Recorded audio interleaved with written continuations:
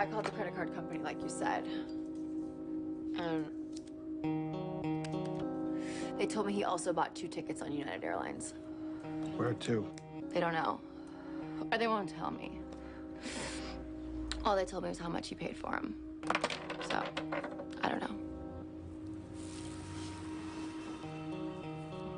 Maybe he's going to hang out with Michael again. Michael? Stipe. Lead singer of R.E.M. Anyway, I figure he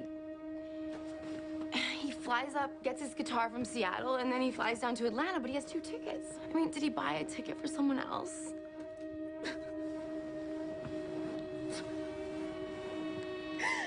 I think Kurt wants a divorce. Why would you say that? He left me a note in Rome. He said he's leaving me. The subject of divorce came up almost every time we talked after that. Whenever Courtney referred to divorce, she would usually say something like this. If me and Kurt got into a divorce and it came down to a custody battle, I'd win in a second. He wouldn't even put up a fight. The only way that a divorce is going to happen is if I bust him for infidelity. Has he been unfaithful? Yes. Yes. I think so. Courtney, on several occasions, mentioned that she thought Kurt might be having an affair with Kristen Paff, her bass player. She was very jealous, and she also felt like he might be having an affair with Caitlin. His drug dealer. If Kurt's in Seattle, he's with her. She seemed to be very jealous of anybody that got near Kurt and wanted to know every little move that he made.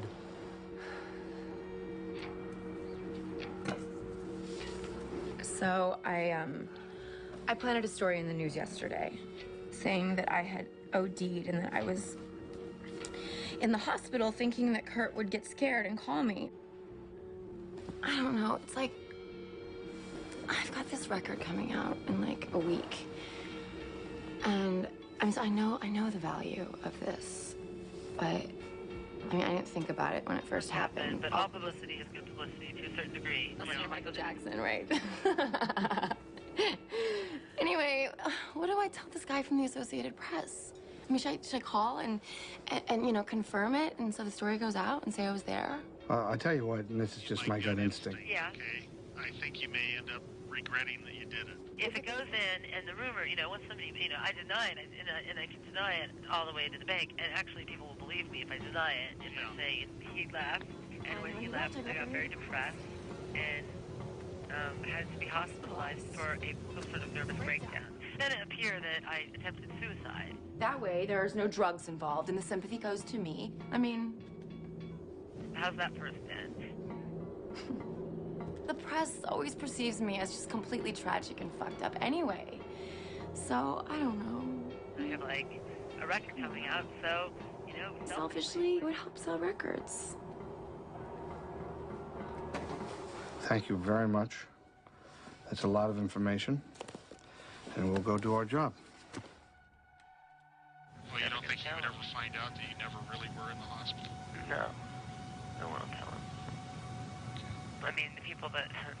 so unethical, but the people that I had do this, I paid. We were already convinced that Tom was sincere, that he believed what he was saying. He certainly wasn't lying. He brought us into this office with a safe, opened the safe, and there was this trove of cassette tapes. Just hours and hours of tapes. And then he starts playing us the tapes. And the facts were there. Because Kurt's like, yeah, well, fuck you. I don't even want to be in Nirvana. You know, I mean, if Kurt wants to turn his nose up at $9.5 million at Lollapalooza, when we could have fucking played Lollapalooza and gotten a cut. She's just coming across as very controlling and very angry. And then I was able to actually talk to him and go, Kurt, I love you. I'm going to support whatever you do. If you don't want to do Lollapalooza, fine. I could have done Lollapalooza this year, but I was offered it first. But I gave that up so that Kurt could go out and make, like, nearly $10 million. And now he's, like, fucking that up. Something was going on that was out of the ordinary, and there was more to this than what I was being told. I called Seattle police. Filed a missing persons report. Did they ask when you were coming back? She filed it in the name of Wendy O'Connor, Kurt Cobain's mother. You're the one that filed a missing persons report. Yeah, and I'll totally come forward with that because people wouldn't take me seriously. If I'd filed it under my own name. So all the media that went out after that said Kurt's mother filed a missing persons report was totally false. On April 4th, Kurt Cobain's mother, Wendy O'Connor, filed a missing persons report on her son because he reportedly fled a quote-unquote facility. She did not clarify whether that was a drug treatment center or not, but that's what people are speculating. She was worried about Kurt because he had a shotgun in his possession, and she considered him suicidal. That should get things going, right? Right. And what about Caitlin? I mean, I know that they're together. Well, I've got someone watching her apartment. He hasn't showed up. I want to put someone on your house, too, because sooner or later, he's going to come home. But if Kurt's still in Seattle, he's hiding out, you know? He's not going to be at the house. He likes to stay in hotels, you know, fancy hotels downtown. He uses the name Simon Ritchie. Or Bill Bailey. You should check that out. The next day on Monday, when we hadn't had any success with the really nice hotels in Seattle, we began calling some of the others, the smaller motels. And we located a motel, and there was a Bill Bailey registered there. I want to send one of our guys over there to see if it's Kurt. No. I don't want Kurt to know that I'm looking for him.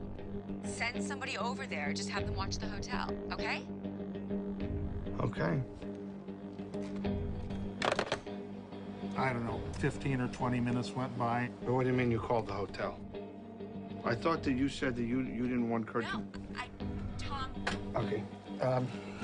Listen, if he's not there, then I think we need to set up a team at the Lake Washington house. Yeah, it's a waste of time, Tom. You know what? He's not going to be there. Is there a reason that you don't want surveillance on your house? Yes, because we don't need it. Callie's there. He'll tell me if Kurt shows up.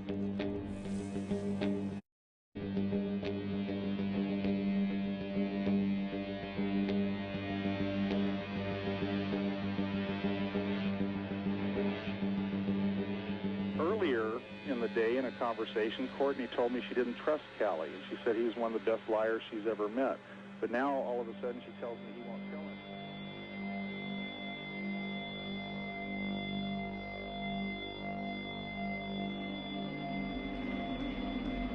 I'm not as effective for you here as I would be up there. I'd like to move the entire search up to Seattle. I know I got guys on the ground there, local guys, you know, and if I were there, I could move them along a little. It's fine. You can go. That's great. That's great. Why don't you go up there, Courtney? Because I can't. I have business to take care of here. All right, well, look, I'd appreciate if you didn't tell anyone I was traveling up there. I mean, if anyone knows, they might tell Kurt, and then he could flee. Absolutely. I think it's a really good idea. Okay. I'm gonna get going.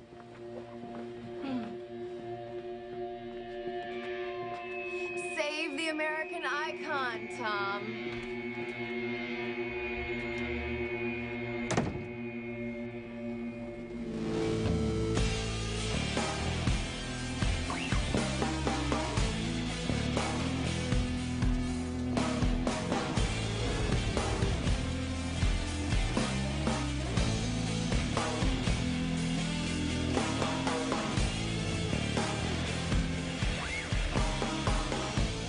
As I was getting ready to fly to Seattle, Courtney told me about Dylan Carlson. Dylan knew all the hangouts. He knew the house really well. Kurt's best friend was Dylan Carlson. So what are you thinking? Is he, I don't know, is he suicidal? No, not at all. He's been under a lot of pressure, but he's been handling things pretty good. I mean, I know he and Courtney have been having a lot of troubles lately, but I don't know why Kurt married her. They don't get along. They don't agree about anything. They're always fighting, that type of thing. This thing in Rome. Did anybody say that may have been him trying to kill himself? No, it was an accident. Everybody knows that. I asked him several times about whether Kurt was suicidal or not, and it was almost a joke to him. You know, it was like, no, of course not. No, because I'm thinking, if he was as suicidal as she says he is, why would she let him buy a shotgun? He's not suicidal. He bought that shotgun the day he went to rehab. Been a burglary at the house recently. The police had just confiscated his other gun, so I registered it in my name. Trust me, if he was suicidal, I would never let him get a shotgun.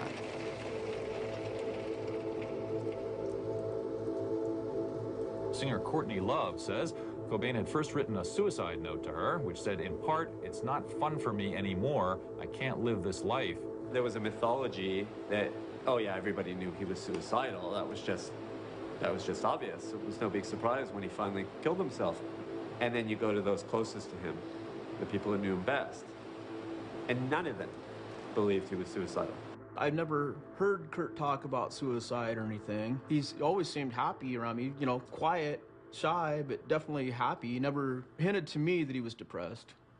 His music and his lyrics kind of portrayed a darker side to some of his emotions, but I think that was kind of glorified. People start to analyze the lyrics and look at some of the things that he wrote. Say, well, of course, look at what he wrote here. Obviously, he's talking about suicide. I'm tired of people thinking I'm trying to put too much meaning into my lyrics, you know. A lot of times when I write lyrics, it's just at the last second because I'm really lazy. And then I find myself having to come up with explanations for it. There may be one or two lines in a song here and there, but I swear to God, brother, it's really not that as much as it seems. The pain in his stomach, this was a big thing, that this stomach pain that he'd been suffering for years was so severe that it made him want to kill himself. He did talk like that, there's no question. And once that was diagnosed, it was treated, and the pain went away. How's your stomach? Did you find anything to... It's gone. Yeah? Yeah. I finally have been prescribed the right stomach medicine after 6 years of being in constant pain. Finally, I haven't had a stomach problem for like over a year now. The stomach pain and the outlook and his disposition seem to be very closely linked. He had given an interview to Rolling Stone where he said he was happier than he'd ever been. Is this your idea? When you hear Courtney spinning this whole elaborate timeline about how he tried to commit suicide before, and he was talking about suicide to everybody he knew, that just seems to be fiction. Rather chillingly, Love says that 3 of Cobain's uncles had also committed suicide. She calls it the Cobain curse. As far as the suicide history in the Cobain family, Leland Cobain's father, he was a Montesano police officer, and he went into a bar one day and he sat at a bar stool. This is back in 1938. His gun somehow dislodged from its holster, hit the ground, and according to the report, he looked around in the bar and asked if everybody was okay, and then immediately collapsed, and he just fell dead. From what Leland has told me about his brother was drinking, and he fell down a staircase and died from complications of that. Neither Kurt's great-grandpa or his great-uncle were suicides. One of the important elements in the case and in convincing the world that it was suicide was the so-called Rome suicide attempt. Nirvana frontman Kurt Cobain, who slipped into a coma and was hospitalized in Rome, Italy at about 6 a.m. this morning, was in a state of what his management calls complete collapse. His condition was apparently aggravated when he consumed champagne on top of a prescription painkiller called Rohypnol. Now, at the time, the word suicide was never used by the media, by Courtney, by Kurt. It was portrayed as an accidental drug overdose. He recovered from the coma, and his publicist said the incident was an accident, not a suicide attempt. As soon as Kurt died, first interviews that Courtney gave, she started talking about previous suicide attempts. Rome was a suicide attempt. Courtney started telling people that Kurt had swallowed 60 pills. He swallowed 60 pills, that's not an accident. That's a suicide attempt. So we decided to contact the doctor that treated Kurt in Rome, Dr. Galetta, and he categorically denied that there were 60 pills in his stomach and that it was a suicide attempt. At the time, Kurt and Courtney both said it was an accident, and the doctor confirmed that. And so there's just no evidence that he'd ever tried to kill himself before. No anecdotal evidence. Nobody else close to Kurt ever said that he tried to commit suicide. But the world just took Courtney's word for it. He got real depressed, and he wrote basically a suicide note. There's no real other way. He claims he was leaving me. Do you still have all the notes, the note from Rome and the original note here? Yeah, Detective Cameron gave me back the note from Rome, and he said, I would destroy this if I were you. It's not going to do you any good. Why would somebody tell you to get rid of that? Because it wasn't really nice. They talked about getting a divorce.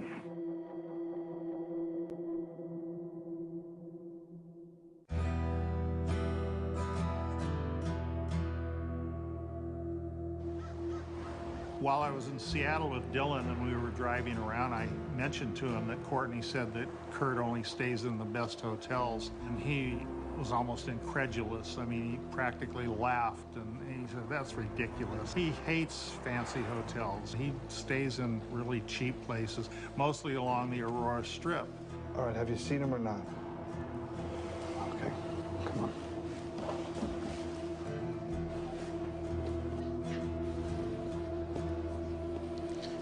I'm gonna call Courtney and check in. I don't know what's going on. Dylan told me that when they did stay at those motels, they usually stayed for 2 or 3 weeks, basically living off of Coca-Cola and potato chips and doing their heroin.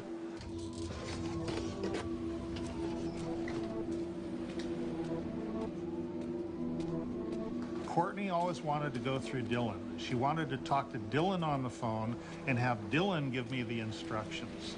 Courtney's had some trouble. She's in the hospital and she got arrested.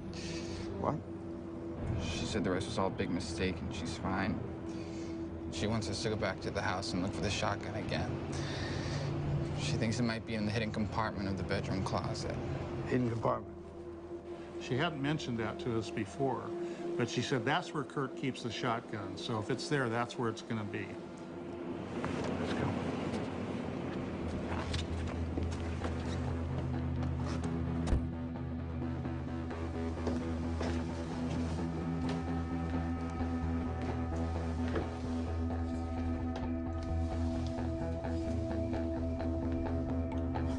Remember this from last night? No. The note that was apparently written by Callie didn't make sense. Kurt, I can't believe you managed to be in this house without me noticing.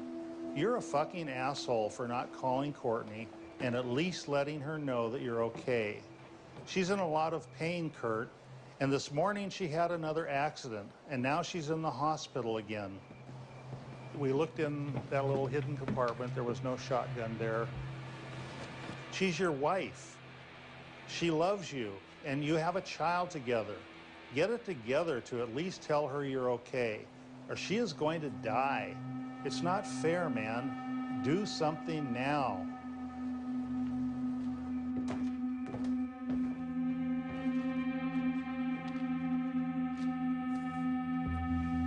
Later, when I talked to Rosemary Carroll about it and I told her I was suspicious of it, she jumped in right away, and she knows Callie real well, too. When I picked up that note and read it, it sounded phony to me. Didn't it sound terribly It phony? sounded like a setup letter. Absolutely. I agree. When I first found the letter, I had no doubt that Callie had written it, but it still looked strange to me.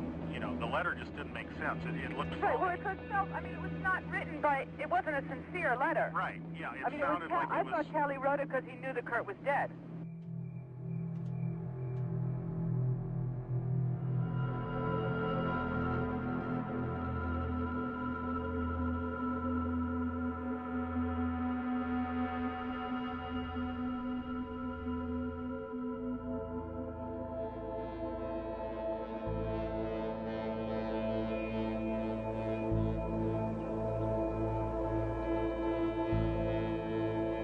Dylan and I headed out to the town of Carnation, just outside of Seattle. Kurt and Courtney owned 2 cabins there, and we were curious to see if there had been any evidence of Kurt being there. We got about halfway there when we stopped to get gas, and Dylan made another phone call.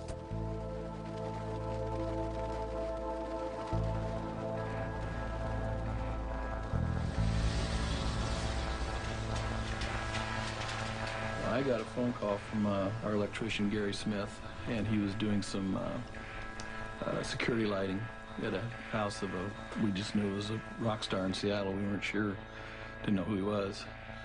I mean, he literally just kind of stumbled across it. He looked through a doorway, a glass door, a locked door, and he saw a body. And he said, I think he shot himself. So I called a radio station and told him what happened. So I answered the call, and there's a guy on the line. He's going, I have got some incredible news here. Anything? A friend of mine said he just heard they found a body at Kurt's house. What?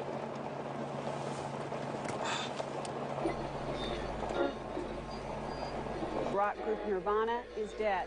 An electrician discovered Cobain's body in the singer's Lake Washington home this morning. The electrician tells Como News that emergency crews told him that the dead man is Kurt When I heard Cobain. that the body was found in a room that was called the greenhouse, I turned to Dylan and I said, "What's the greenhouse?" And he said, "Oh, it's just a dirty little room above the garage. They stored lumber or something in there," and it sounded to me like this was just some kind of broom closet or something. So do you think he intentionally did not tell you to check that room out? Well, again, you know, I hope the listeners bear in mind we're having to skip over an awful lot of stuff. I glanced down on the floor and I saw something that looked like a mannequin. I can see blood in this ear and long hair, and immediately got a little shaken. The French doors were locked. I was first in and right away could see that it was a fatality. The shotgun lay in his lap, a significant pool of blood by his head. There was nothing we could do for him, so we didn't touch the body. We'll check for mail or something with a name on it. The officer said, "Hey, do you want the name?" knowing I needed it for my logbook. He said, "It's Cobain, Kurt Cobain." A couple of second delay and my head snapping around. I said, "You mean like the rock star?" A developing story shocks the music world. A man found dead this morning is rock star Kurt Cobain. Cobain's record label spokesperson Apparently suicide. Cobain's wife, Kurt Love,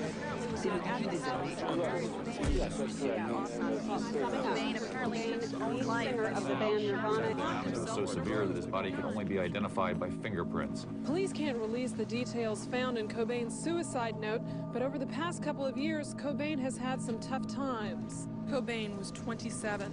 He joins a growing list of rock stars who burn bright, then burn out tragically.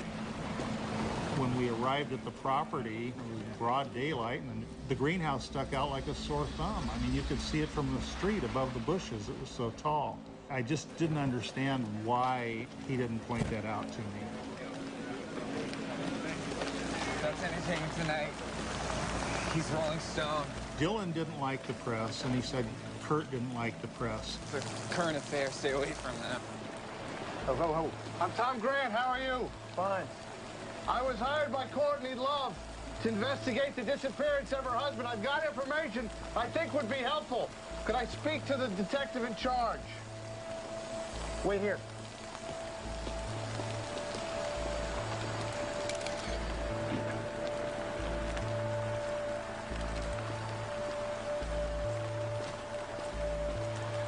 He said he's too busy to speak with you now. Call the station after 3 p.m. You can talk to him then. I was dumbfounded by that. If I were a police officer investigating a dead body and somebody told me there was somebody outside that had been in the house the night before, I'd tell them, hold him. If they say they need to leave, handcuff them and keep them there until we get a chance to talk to them. You don't let somebody like that go. You don't take a chance until you've fully investigated a case and determined positively how this person died. The Seattle Police Department claimed they were investigating this as a possible homicide. And if they were, they certainly wouldn't allow somebody to leave when they'd been in the house the night before a dead body was found on the property. I'm Norm Stamper. I was a police officer for 34 years, the last 6 from 1994 to 2000 as Seattle's police chief. I wouldn't pretend that there aren't police officers who are cynical and suspicious and skeptical. That was the case in the Kurt Cobain death.